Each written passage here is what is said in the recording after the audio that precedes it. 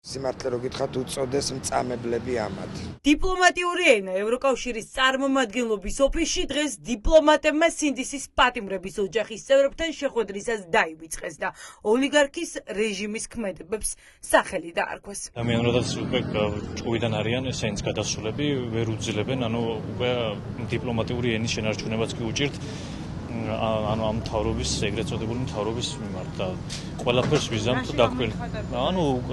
არა დიპლომატიური, რეპლიკებით, არა შეურაცხყოფელიც არა, მაგრამ არანაირ ბალანსაც ვეღარ იცავენ, რომ მოიხსენიონ ეს ადამიანები, გამოიყენებენ კონკრეტულ ლექსიკას, მწამებლებს, ასე რომ ვთქვათ და საშინელ რაც გააკეთეს ქუჩებში მის აღსაწერად არანაირ დიპლომატიურ ენას აღარ იყენებენ. გაოცებულები იყვნენ, აი ესე პირადად თითეული საქმე რომ მოისმინეს, ზედმეტად გაკვირვებულები დარჩნენ, ალბათ კი რა თქმა უნდა იცოდნენ, მაგრამ აი ესე დეტალურად სულ ყველასი ალბათ არ იცოდნენ თავისთავად.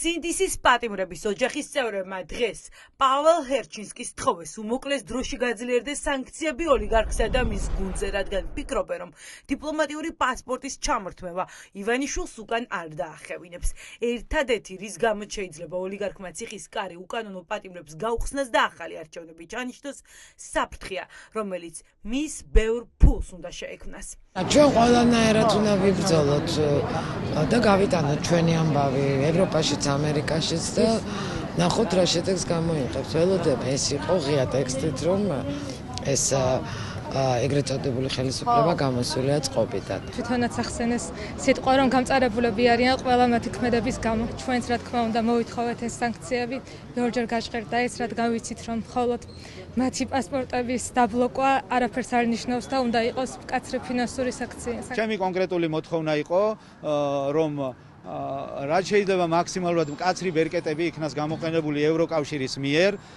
და ეს გამოყენებული იქნას ოპერატიულად და დროზე, ვიდრე არ არის დაგვიანებული.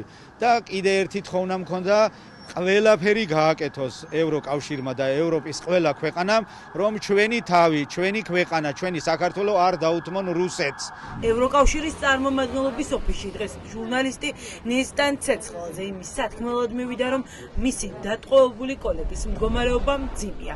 მზია ამაღლობელი უკვე 19 დღეა შიმშილობს და გადაადგილება უჭირს. ამ დრომდე კი ადვოკატებს სამედიცინო დოკუმენტაციას პენიტენციური სისტემა უმალავს. ადვოკატები, რომლებიც მას ბოლო დღეებში შეხვდნენ, უკვე საუბრობენ იმაზე, რომ მას უკვე უჭირს ფიზიკური აქტივობა იმ თვალსაზრისით, რომ საქმიდან მონახულების ოთახამდე მისვლისას მას აღინიშნება უკვე სისუსტე, რაც რა თქმა უნდა ჩვენ გვაფიქრებინებს იმას, რომ ჯანმრთელობის მდგომარეობა ნეუმელა შესაძლოა უარესდებოდეს შემშილობის გამო.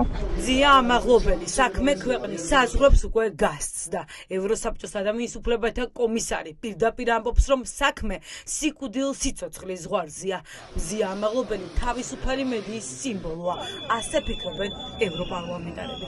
Of course, Mzia is like a symbol now. მზია არის ევროპული დემოკრატიული საქართველოს სიმბოლო და ის ადამიანები, ვინც ის დააკავეს, არიან დიქტატურის სიმბოლოები. ეს რუსული, ბელორუსული, პუტინის და ლუკაშენკოს სტილია. ჩვენ მხარს ვუჭერთ მოქალაქეებს, რომლებიც იბრძვიან მათ შორის ამ თამამი ქალისთვის საქართველოში. იმედგამაცრუებელი სიტუაცია საქართველოში, ამიტომაც ადამიანები რადიკალურ ნაბიჯს დგამენ. მე სრულად ვუჭერ მხარს მზიას, მისი შიმშილობა მტკივნეული და სარისკოა, მაგრამ მე ვფიქრობ, რომ ცრუ ბრალდებები ხანდახან რადიკალური ქმედებებით უნდა შეცვალო. ჩემი მხარდაჭერა მზიას.